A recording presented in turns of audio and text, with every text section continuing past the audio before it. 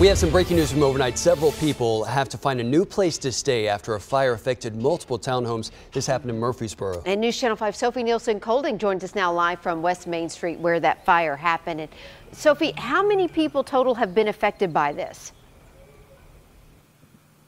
4 people were displaced last night. And what's scary about this is fire crews think that the rafters of this unit over here, H, were actually burning long before anybody even smelled the smoke. This all happened around 1:30 last night. The fire department was called out here. It turns out the fire started above a ventilation fan in an upstairs bathroom. Fire department is going to send out an investigator, though, to see exactly what sparked the fire. But according to firefighters, the breaker was cut off at some point after residents had actually reported issues with the ventilation fan earlier yesterday. Somewhere in between there, those rafters caught fire and they burned for quite some time before residents smelled the smoke, reported it to the fire department. Originally, the whole building was evacuated, but now there's maybe just one unit that doesn't have power. Residents there say that they can still smell a little bit of smoke, no damage. If there is damage, it's isolated to this unit H over here. The Red Cross was here overnight to help people with a place to stay. Luckily, people had other friends, family they could stay with, but the investigator is going to be out later today to find exactly what started the fire. Good news, nobody hurt in all of this. Live in Murfreesboro, Sophie Nielsen-Colding, News Channel 5.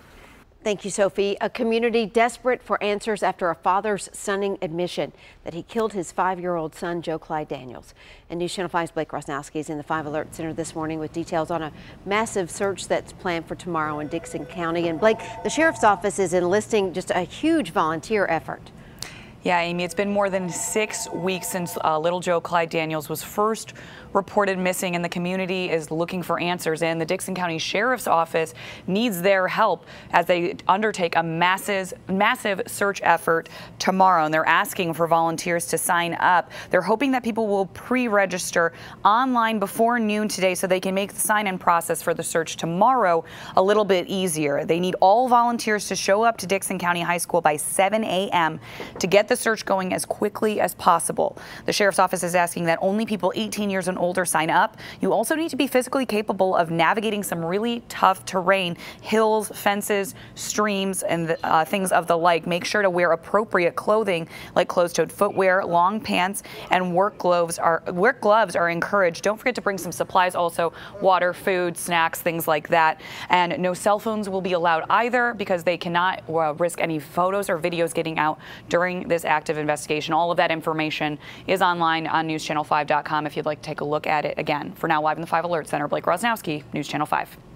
Basically, 10 men face felony charges after an undercover human trafficking sting.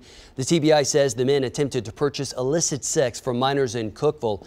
And agents say each time the investigators posed as 14 to 17-year-old girls on Backpage.com. And here's some pretty shocking information for you. The TBI's agents ad was only up for 3 days, and more than 5,000 phone calls and text messages were received inquiring about that ad. A suspected drug dealer off the streets this morning. Police searched a home in the Rose Hill area in Giles County, and they say they found syringes, marijuana, meth, baggies, and glass pipes. David Story was arrested for allegedly selling meth from his home, and Melinda Sharma also faces charges. Metro Schools is investigating after a vulgar video of a Metro School teacher berating her students with profanity surfaced. Students who were in the classroom at McGavock High School tell us this was an ongoing issue, but they were too scared to come forward until the end of the year for fear they may not graduate. You're going to get somebody pregnant, and then you're going to, the system is against me, they want child support. You should keep your in your pants. I'm sorry nobody's paying attention to you at home. I don't have time for that. I have a child of my own.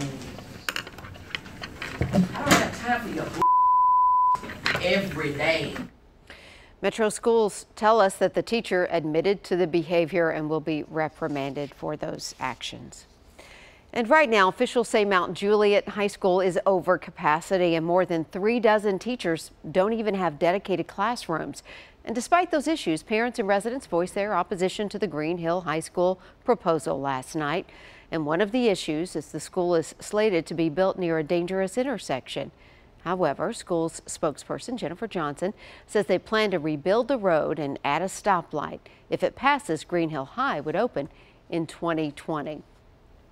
A local high school will soon be powered by the sun. Students at Whites Creek High School here in Nashville just broke ground on a new solar farm.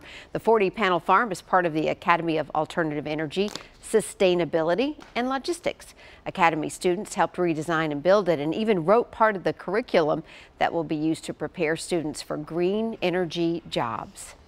A new canine joins the force, bringing a special skill to the table, not bombs or drugs. Remy can sniff out electronics. He's a 2-year-old black lab specializing in smelling things like cell phones, tablets, and flash drives for the Williamson County Sheriff's Office. He'll be used to detect contraband jail phones and find flash drives used by child predators to hide evidence. Very important work here. Get this, Remy is Tennessee's first electronic detection dog. And what is the next step following the failed Nashville transit plan? One Metro Council member says tackling transit problems one neighborhood at a time could be a better approach. Metro Council will look at Donaldson Transit redevelopment plan next month, a plan that could transform this neighborhood, starting with the Music City Star. The plan would redo infrastructure, add sidewalks and opportunities for apartments, condos, retail, and office space in the area. It would be funded in part through tax increment financing money, the same funds used to build up downtown in recent years.